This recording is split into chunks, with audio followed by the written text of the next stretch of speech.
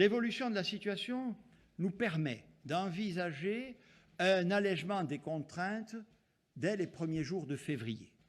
Nous pouvons l'envisager parce que nous disposerons très bientôt d'un nouvel outil, le pass vaccinal, que la représentation nationale a voté et qui entrera en vigueur lundi prochain, le 24 janvier, sous réserve bien sûr de la décision du Conseil constitutionnel attendue demain.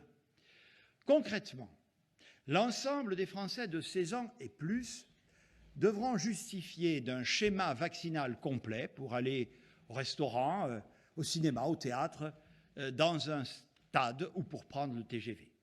Sauf pour les enfants de 12 à 15 ans, il ne sera plus possible de rentrer dans ces lieux avec un simple test négatif. Seules les visites dans les hôpitaux, maisons de retraite ou autres établissements médico-sociaux pourront rester accessibles avec un test, comme c'est déjà le cas aujourd'hui.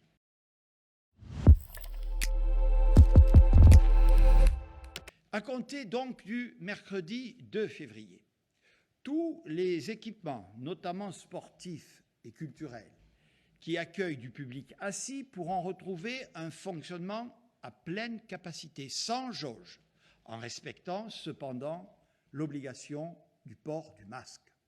À cette même échéance, le télétravail ne sera plus obligatoire, mais restera recommandé en laissant aux entreprises le soin de maintenir le bon niveau dans le cadre de leur dialogue social interne. Le port du masque ne sera plus exigé en extérieur. À compter du mercredi 16 février, nous lèverons les autres mesures.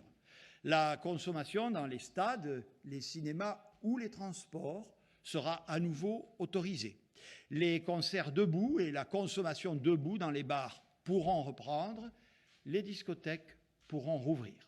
J'ajoute que nous pourrons aussi envisager, au retour des vacances scolaires de février, un allègement du protocole scolaire sur la levée du port du masque pour les élèves dans les écoles élémentaires ou sur la question du nombre de tests ou d'autotests à réaliser.